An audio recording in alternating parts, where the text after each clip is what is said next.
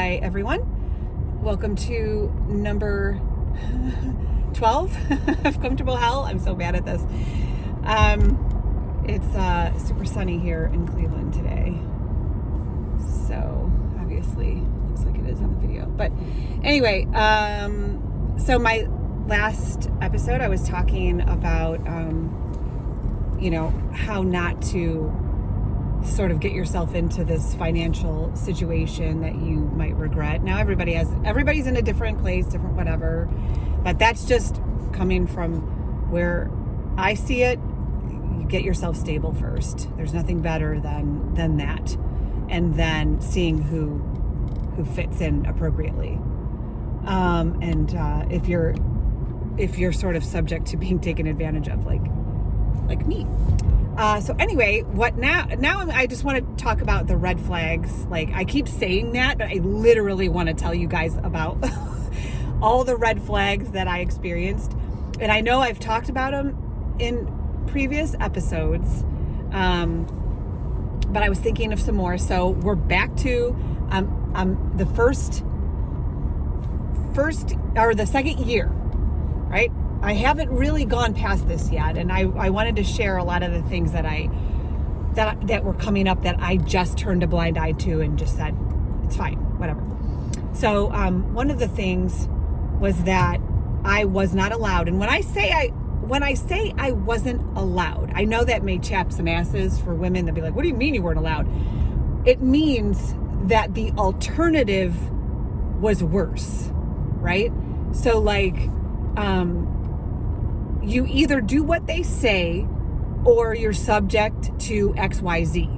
And for me, it was the scolding. It was the incessant scolding that I had to endure if I just didn't do what he wanted me to do, right? So one of the things was I couldn't go to bed I only could go to bed with him and wake up with him. Okay, I don't know if anyone's ever experienced that before, but it didn't matter if I was tired. Like, I couldn't go upstairs to bed without him, because that would mean that he wasn't going to get sex, right? So I'd be falling asleep on the couch, and I could tell he'd be looking at me like all pissed off because I was tired. And honestly, we were with a therapist at one point in time, and I told her in the session with the three of us that I'm not allowed to say I'm tired in front of him because he gets really pissed off. And he literally said, keep it to yourself. Not just in front of me, in front of the therapist. And she got up and walked out because she was like, are you freaking kidding me? Did he just say that? Yes. So he wanted, if I was tired or if I didn't feel good, I had to keep it to myself, because that meant he wasn't going to get his needs met.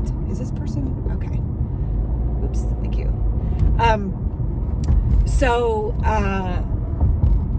I would have to go to bed with him or suffer the scolding. Right? And I couldn't get up without him, or endure like this. I'd really like you to wake me up with a blowjob. You need to, that's how I want to be woken up, and you're not doing it. I swear to God, you guys, I'm not making this shit up. He wanted me to wake up, and that's how he wanted me to wake him up, because I always woke up before him. So that was like what I was supposed to do. I'm not feeling desired. You're like, it's like you don't really want it. I'm like, oh my God. So on the weekends, even the weekends, if we didn't have kids or whatever, he would expect to be woken up with a blowjob, or he would, we would have to have sex. If we didn't the night before, I would be scolded, and then he'd be like, well, we're doing it in the morning. Or my day, he would come downstairs and just have a scolding session with me. I also wasn't allowed to get on my phone when I woke up.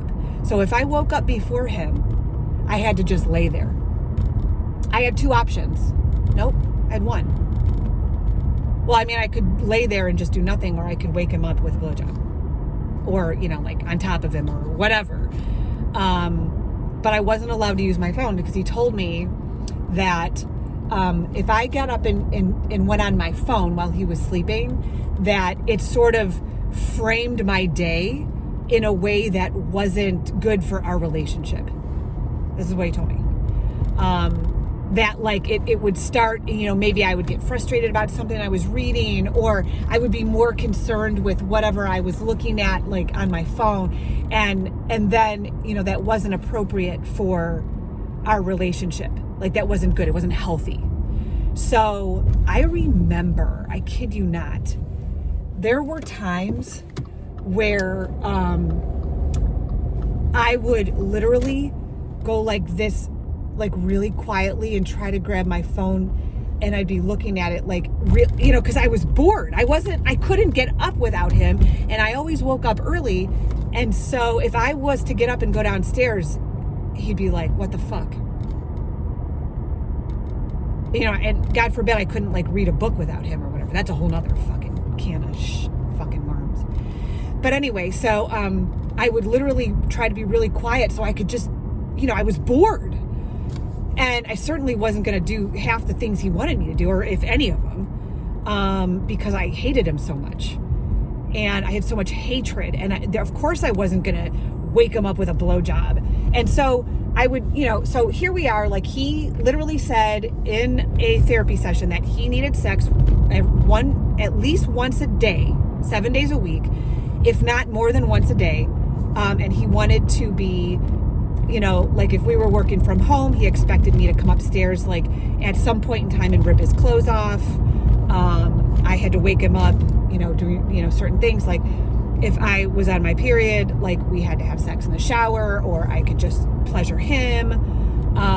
These were the things that he wanted. He said he wasn't sure that he could stay with me during this time because he wanted a threesome so bad. He was like, mind you, like these are things that I'm not saying that I did in my 20s, right? Like I was single and I experimented with shit. Who gives a fuck?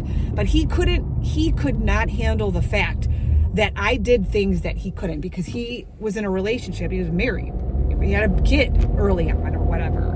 So it's like, so he couldn't handle this. So he was like, we need to have a threesome. And I was like, I'm not comfortable with that. That's not something I want to do anymore. Like I'm in a relationship with you. Like I don't want that. And he was like, well, I don't know if I could live like this. And I'm like, what the fuck are you talking? I should have just been like, go fuck yourself. Right. But no, of course not.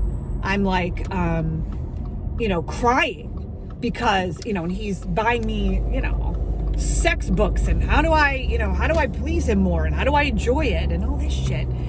And so that was part of that. Talk about red flag. This is all in the beginning, second year of the relationship. I remember I got a phone call. We were at home, and my phone rang, and I saw that it was my ex-father-in-law. So we were all in the kitchen, so I walked into the family room to talk, and sure as shit, motherfucker's behind me. He's like, who is it? And I'm like, I'm ignoring him, and I'm like trying to listen, and I'm like, I'm sorry, what? And he's like, who are you talking to? And I put the phone down and I go, give me a fucking break. And I remember getting off the phone going, what the fuck is wrong with you? I have an account. He's like, who was it?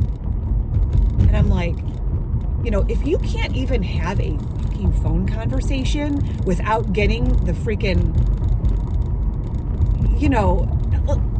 are you kidding me? Okay? Like, this is what I put up with, right? I mean, I couldn't go to work without him following me. I couldn't have a conversation. I don't know how many times he went into my phone. I can assure you, because, okay, so how about this? How about these red flags? I remember telling him, why, what are you bringing to this relationship? Okay. Cause like, I feel like everything that was me, he started to adopt. Okay. So like, I don't know if anyone's been through this, but like, when you're single, you have your own, I don't know, chiropractor. I had my own insurance agent. I had, a spiritual teacher. I had, certain books that I read, whatever. I was 40-something-year-old woman. I had my own stuff, my own whatever I was doing. And what I realized is that in a very short amount of time, he started to merge into all these things. Like, he started using my accountant. Okay, like, well, if everything's together, let's just use the same one. He started using my insurance agent. He got his insurance through my agent.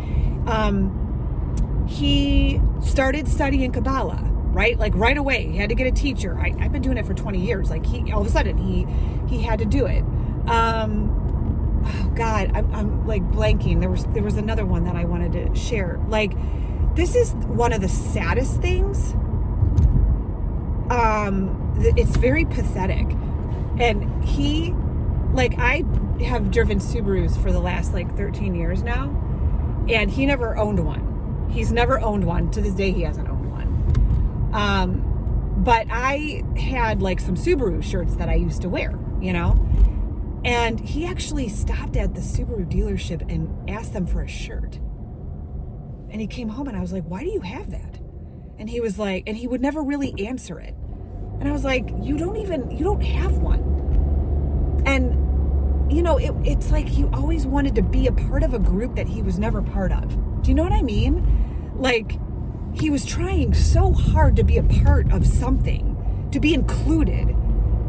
And he was doing, talk about sad, right? Like, why do you have that? Like, you're not, he had an Android when I met him, and he changed to an iPhone. And then he was like, well, why don't we just go on my business, cell phone account? So that was one of the biggest mistakes I made. I made a shit ton of fucking mistakes up until this point. But he was like, well, we'll save money by going on my business account. And so of course I took mine and my daughter's cell phone, and we merged it with his. So now he's in charge. I don't have access to the phone anymore. Only he has it. And if I would ever ask for access, it would just be like, yeah, sure. And so I didn't have, he could go in and look to see who I was talking to or what, and I assure you that one of the things that this person was doing every month was looking at all the phone calls that I made. I assure you he was doing that because I gave it up. I didn't even have access to my own cell phone, bill anymore. And so slowly and steadily, he merged into me. And so of course you're going, wow, he's so much like me, right? If you read about narcissistic, relationships, it's like one of the things is that you look at them like, wow, they're so much like me. They must be a soulmate. He loves everything that I do. And and then I asked him, I said, what do you bring? Because, you don't bring anything to it's not like you said, oh, let's go with my insurance because show me something that's, that you're saving or whatever. Or, wow, I have this great chiropractor. You should start going to, I said, what do you bring? And he told me his one thing. And I said, well, I don't have any interest in it. And, in what his sport was or whatever. And I was like, I have no interest. And he was like, well, that's what literally that's all he brought. It's like, I learned nothing. It's like, he just became me. He was like my child. And he seemed like a 10-year-old boy, who was always trying to get my attention. Do you know that when in this first or the second year or whatever, he told me that he's the first person that should be greeted when I come home from work.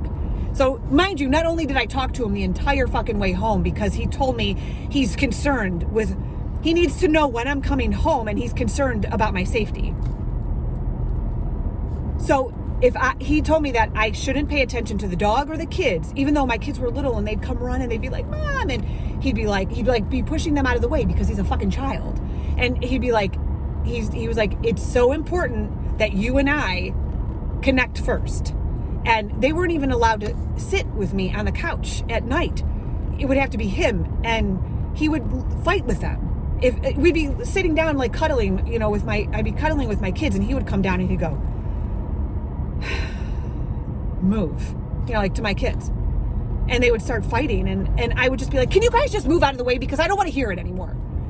And it was just the building of my rage and anger and hatred towards this person. And what did I do? Nothing. I was seeking therapy to see how I could meet his needs. Not okay. Okay. Hope you guys enjoyed that one. Trust me, at some point in time, we're going to get to how I broke out of this and how you all can do that too. Right now it's about me sharing all the ways I got into this mess. But it does get better, I assure you. Thanks, guys.